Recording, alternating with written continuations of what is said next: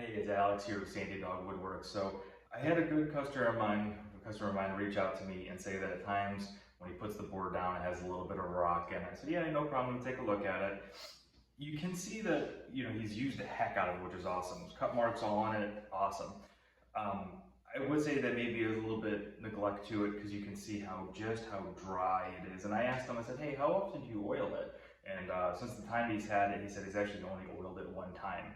Now, that can cause a little bit of drying and possible warping issues.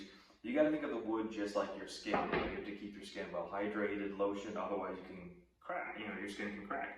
Exact same thing will happen to this. I have a flat surface here for reference, and you can see that there is a little bit of a rock in it. But I told him, hey, no problem, take a look at it and I'll fix it for you. So let's refurbish it.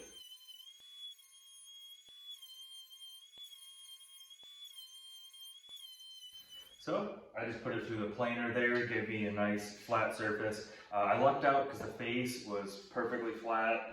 There's no play in it, so I was able to use that as my reference. I took, I think, 5, 6 nice little passes at a time. In between each pass, I was coming back to my reference surface here. And as you can see now, there's no rocking, no noise, nothing. So on to sanding and cleanup.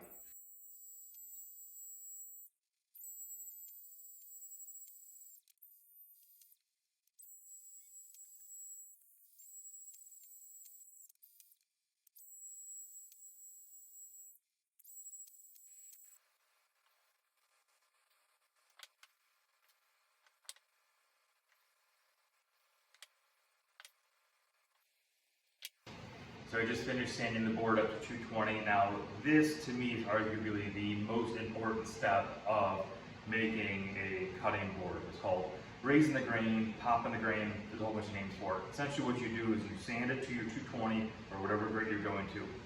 Spray some water on it, wipe it all in. It doesn't need to be soaked, you just want to cover the top. So what that's going to do is that water is going to soak into the top wood fibers and start lifting them up a little bit. And then you're going to hit it again up to 220, knock all those down. And then I go through it, do it another time with an ultra-fine 220, just to make it perfect.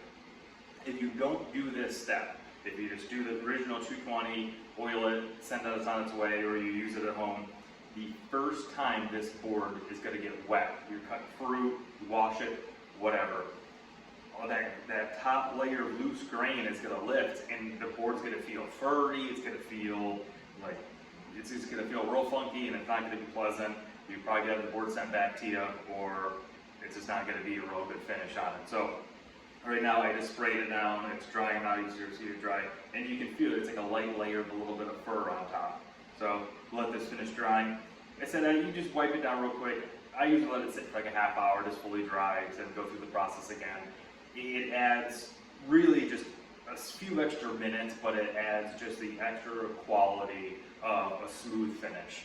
So, see you guys in a minute. I did the 2 sets of sanding with the 220 and the water. This is the final bit. I just hit it with an ultra-fine 220 sanding block, just to knock down all the little extra wood fibers. And go with the grain. Just the pressure of your hands, all you need. So you just take it off just a little tiny bit. Kind of go around, feel, get the edges.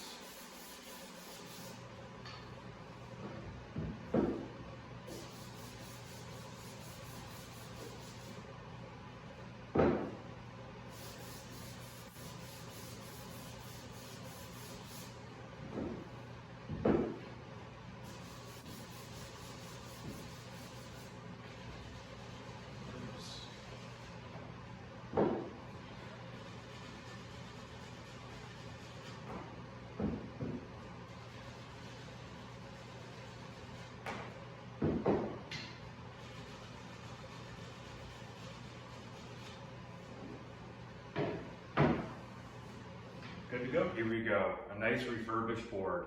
So as you can see just how nice and rich the color is, it's all brought back to life.